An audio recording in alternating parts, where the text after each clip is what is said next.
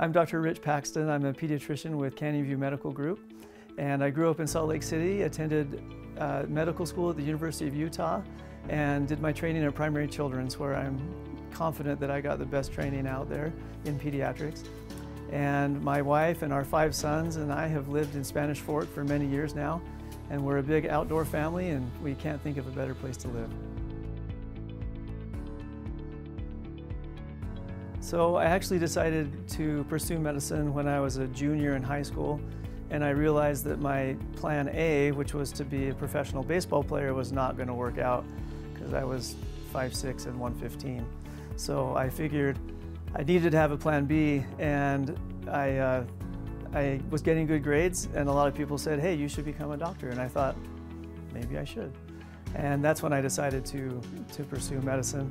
My father was a dentist who practiced for about 40 years, most of which was at the VA hospital.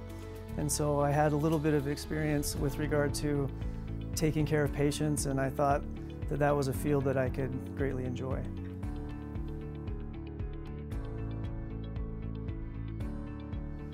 My major in college was exercise physiology, and I focused a lot on physical fitness and healthy diet. And I try to talk a lot about this to my kids in clinic and help them to understand the importance of balance. There are many activities they do and enjoy that don't involve a lot of physical movement and activity, and we try to strike the proper balance between, say, video games and running outside and playing. And I find that they respond pretty well to this when we talk about it. Behavioral and mental health is a big part of my practice as well, and I'm often attending conferences, listening to talks, reading books to try to increase my knowledge in this field so I might be able to share with parents what I've learned and the current thinking with regard to behavioral and mental health issues.